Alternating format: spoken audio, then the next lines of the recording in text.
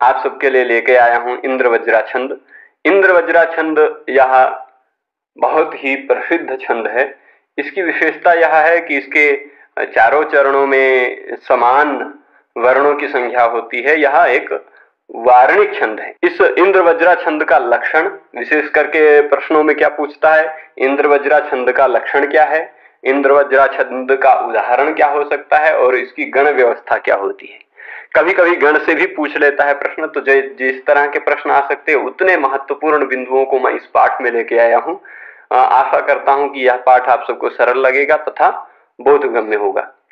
तो सबसे पहले इंद्रवज्रा छंद, ये मैंने यहाँ कोष्ठक में लिख दिया। ये कोष्ठक में जो लिखा रहता है उसके प्रत्येक पाद में वर्णों की संख्या है। अपने पाठ्यक्रम में जितने छंद समाविष्ट हैं वो सभी छंद वार्णिक छंद हैं और वार्णिक छंद में भी समवृत्त हैं।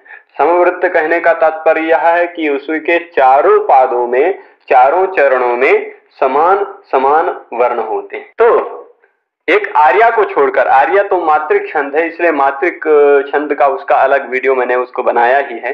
तो आर्या को छोड़कर जितने भी छंद हैं उसमें ये नियम समझें। तो इंद्रवज्रा क्या है? इंद्रवज्रा 11 वर्णों वाला एक छंद है जिसके प्रत्येक पाद में 11-11 वर्ण होते हैं। उसका लक्षण यह है, स्यादिंद्रवज्रा यदि तौ जगौगः।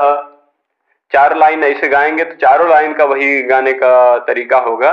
वैसे एक चीज और भी जानेंगे इस पाठ के बाद, आप जब अगले पाठ में हम आपके लिए कल उपस्थित होंगे तो उसमें उपेंद्र वज्रा छंद और फिर उसके बाद उपजाति छंद, जब ये सब जानेंगे तो वहां पर आपको बताया जाएगा कि इंद्रवज्रा, उपेंद्र वज्रा तथा उपजाति तीनों में क्या भेद है। तो सबसे पहले स्यादिंद्रवज्रा यदि तौ जगौगः। मैंने गण व्यवस्था थी आप सबको समझाई थी कि गण कैसे बनते हैं, यमा तारा जभान सलगा से कैसे गण बन जाते हैं। तो उसी गण के बारे में बता रहे हैं। यदि तौ जगौगः स्यात् तदा इंद्रवज्रा स्यात्। यदि तगण, तगण, तौ मतलब 2 त हैं। तौ जैसे राम रामौ 2 राम होते हैं, बालको मतलब 2 बालक होते हैं, तो वैसे तौ मतलब 2 तगण। तगण तगण मैंने यहां लिखा है, तगण और तगण।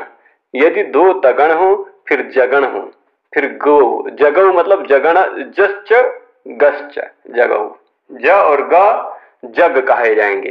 तो जग मतलब एक जगण रहेगा, एक गुरु रहेगा। तो ये 2 है ना, एक जगण एक गुरु, 2 है इसलिए द्विवचन में। तो पहले 2 तगण रहेंगे, फिर जगण रहेगा, फिर गुरु रहेगा और फिर गह यानी फिर गुरु रहेगा। क्या होता है छंदों के लक्षण में, अगर आपको कहीं ल मिल रहा है तो उस ल का अर्थ लेना है लघु, और कहीं ग या गो ऐसा कुछ मिल रहा है तो उसका अर्थ लेना है गुरु। तो अब देख लीजिए इंद्रवज्रा कब होती है? स्यात् मतलब होती है, इंद्रवज्रा होती है। इंद्रवज्रा कब होती है? यदि मतलब यदि तगण, तगण, जगण, गुरु और गुरु ये वर्ण अगर है, तब 3 गण है। देख लीजिए 2 तगण है, 1 जगण है, तो तीनों गण में 3-3 वर्ण यानी 9 वर्ण हो गए और 2 गुरु यानी 11 वर्ण हो गए। चारों लाइनों में यह संविधान रहेगा। चारों लाइनों में यही ऐसी व्यवस्था रहेगी। तो अब देख लीजिए मैंने यह व्यवस्था भी की है आप सबको समझने के लिए कि पहले तगण को लाल कलर में कर दिया है। अब उदाहरण में भी देखेंगे तो आपको यहाँ 3-3 वर्ण लाल वर्ण में मिलेंगे। दूसरे तगण को मैंने काले में किया है, तो यहाँ भी आप 3 वर्ण काले में देख सकते हैं। यहाँ तगण काला है, यहाँ 3-3 वर्ण काले में पा सकते हैं। फिर दूसरे जो जगण मतलब जो जगण है उसको लाल कर दिया, यहाँ जगण देखेंगे ये लाल है, यहाँ भी जगण 3-3 वर्ण आपको लाल मिल जाएंगे। फिर एक गुरु जो है ये ग, इसको मैंने काला रखा, ये देख लीजिए गुरु काला है, यहाँ गुरु सब जगह काला रख दिया। फिर दूसरे गुरु को लाल कर दिया। आप सबको समझने में स्पष्टता करने के लिए यह ऐसी व्यवस्था की है। तो अब आप समझेंगे यदि मतलब किसी भी छंद की व्यवस्था में आपको दिखाई पड़ जाए कि चारों पाद में, चारों चरणों में पहले 2 तगण हो, फिर जगण हो, फिर 2 गुरु हो, ऐसी व्यवस्था कहीं दिखाई पड़ती है तो उसे आप इंद्रवज्रा छंद निस्संदेह कह देंगे।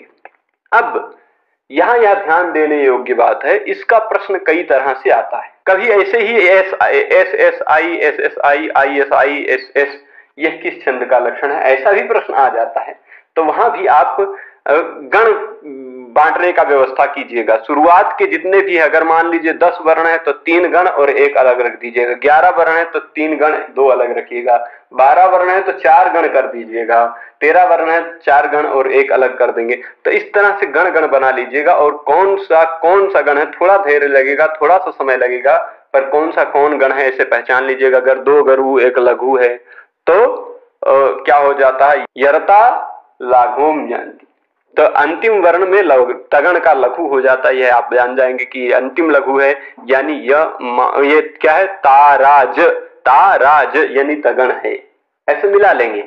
ये ताराज यानी तगण है, ये ज भान यानी जगण है। तो ऐसे आप गण व्यवस्था मिला लेंगे तो यानी 2 तगण मिला, 1 जगण मिला और 2 गुरु मिले, यानी जतजास, ये क्या है, यदि तो जगोगा यानी इंद्र वज्रा छंद है, ऐसा पहचान सकते हैं। और वैसे भी एक और पहचान का तरीका मैं बता देता हूं। यदि 11 वर्ण का कोई छंद का उदाहरण आपसे परीक्षा में पूछा जाता है कि इसमें कौन सा छंद है, और उन 11 वर्ण के छंद में पहला वर्ण आपको गुरु मिल जाता है, चारों लाइनों में पहला वर्ण यदि आपको गुरु मिल जा रहा है तो आप इंद्र वज्रा निसंदेह लगा लीजिए। इंद्र वज्रा छंद में भी देखिए, इन पहला वर्ण क्या है, इन, ये गुरु है। और अगर पहला वर्ण आपको लघु मिल जाता है चारों पादों में, तो वह उपेंद्र वज्रा का उ लघु है, वह चारों लघु मिल जा रहे हैं, तो वह उपेंद्र वज्रा छंद है। यह एक शॉर्टकट मैं आपको बता दे रहा हूं, फिर भी अभी हम उसके लक्षण को जब इसके बाद के पाठ में पढ़ेंगे तो वहां उसको और भी विस्तार से समझेंगे। तो जहां पर 2 तगण 1 जगण 2 गुरु होते हैं वह इंद्र वज्रा छंद कहलाता है। यहां तक हमने लक्षण से समझा। उदाहरण में भी देख लेते हैं, और लक्षण में भी क्या इंद्र वज्रा लक्षण का घटन होता है। ये वृत्त रत्नाकर जो केदार भट्ट जी हैं, उनकी यह विशेषता है कि उन्होंने जिस छंद का लक्षण बनाया है उसी छंद में बनाया है। अनुष्टुप छंद का लक्षण आप पढ़ेंगे तो अनुष्टुप छंद में ही मिलेगा, और इंद्र वज्रा छंद का लक्षण पढ़ेंगे तो इंद्र वज्रा छंद में ही मिलेगा, उपजाति का पढ़ेंगे तो उपजाति में ही मिलेगा, जिस छंद का लक्षण पढ़ेंगे उसी छंद में मिलेगा। तो ये लक्षण भी है, उसी छंद के नियम में चल रहा है कि नहीं चल रहा है, ये हम समझेंगे। अब देख लीजिए, पहले 3 वर्ण को लेंगे, क्या तगण बन रहा है कि नहीं। स्या दिन द्र, आधे वर्णों को नहीं गिनना है, पूरे वर्ण को ही गिनना है। तो स्या मतलब या गुरु है, दिन गुरु है और द्र लघु है, तो 2 गुरु 1 लघु हो गए। द्र लघु इसलिए है क्योंकि जिसके बाद संयोग होता है वह गुरु माना जाता है, जिसमें संयोग होता है वो तो लघु ही रहता। तो यहाँ इस द्र के बाद कोई संयोग नहीं है, इसलिए द्र लघु ही है। फिर इसके बाद तगण होना चाहिए दोबारा, तो देख लीजिए वो गुरु है क्योंकि उसके बाद ज और र का संयोग है। फिर जरा तो गुरु है ही, 2 गुरु हो गए। फिर ये भी लघु है, देख लीजिए। तीनों काले को इस 3 काले से मिला लेंगे और चारों लाइनों में भी इसी तरह आप मिला लेंगे। फिर उसके बाद जगण क्या होता है, पहला लघु और अंतिम लघु बीच का गुरु होता है। तो दि तऊ ज, देख लीजिए, दि मतलब लघु, तऊ मतलब गुरु और ज मतलब लघु। फिर 2 गुरु हैं, देख लीजिए, गौ गह दोनों गुरु हैं। औ दीर्घ है इसलिए गुरु है, ये विसर्ग वाला है इसलिए गुरु है।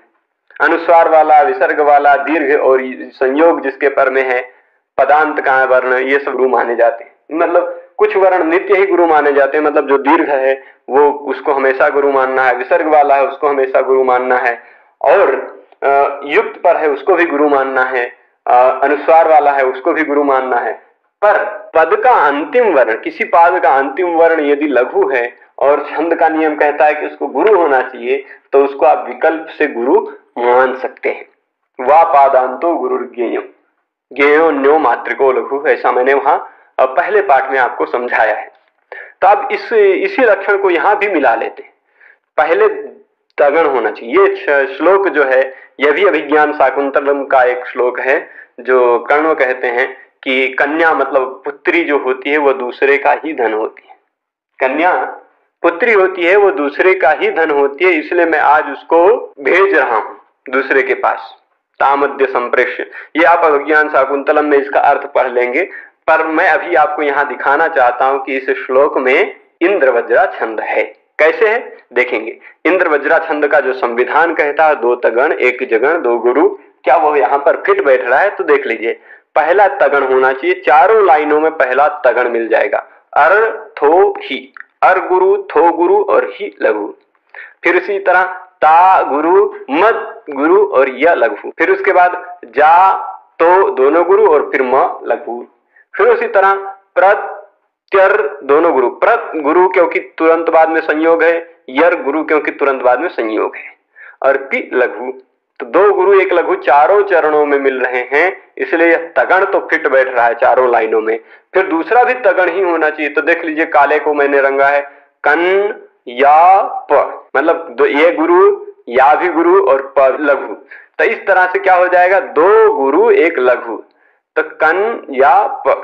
फिर उसी तरह सम प्रेष्य, सम गुरु, प्रे गुरु और यह लघु। फिर इसके बाद मा यम वी, यहां मा गुरु, यम गुरु और फिर वी लघु। फिर इसी तरह तन गुरु, या गुरु और स लघु। फिर इसके बाद अब उसके बाद जगन होना चाहिए। तो अब देख लीजिए, लाल कलर में जगन रखा, यहाँ दी तो ज मैंने बताया था। चारों लाइनों में भी देख लीजिए, र की य दो लघु हैं कि दोनों साइड वाले, बीच वाला गुरु है। प री, री गुरु है क्योंकि तुरंत बाद में ग रा का संयोग है, तो ये र जो है वो लघु है। तो प री गुरु, ग्र के बाद वाला जो र है वो लघु है। तो दो लघु दोनों साइड वाले और बीच वाला गुरु। फिर इसमें भी श दह प्र, श लघु, दह गुरु और प्र ये लघु। उसी तरह ई लघु, वा गुरु और त लघु। चारों चरणों में वही व्यवस्था है जगन की। फिर दो गुरु होने चाहिए। अब यहाँ देख लीजिए, ए गुरु है, ही गुरु है, का गुरु है और रा गुरु है, चारों में गुरु है। और फिर अंतिम वर्ण भी चारों लाइनों में गुरु ही होना चाहिए। यहाँ वह लघु मिल रहा है, पर मैंने आपको बताया है कि वा पादांतो गुरु ज्ञेय। पाद का अंतिम वर्ण अगर कहीं संयोगवश लघु रह गया है तो उसको विकल्प से आप गुरु मान सकते हैं, क्योंकि गाते समय उस वा पे रुकेंगे। अर्थो ही कन्या पर की एव पे रुक रहे हैं, तो वो उसका वो ह्रस्व होते हुए भी उसका दीर्घ की तरह उच्चारण हो सकता है, इसलिए गुरु की व्यवस्था वहां चल सकती है।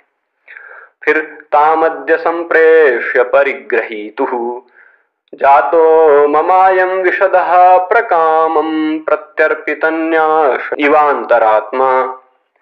तो अब देखिए, यहां भी चारों पादों का अंतिम वर्ण गुरु है।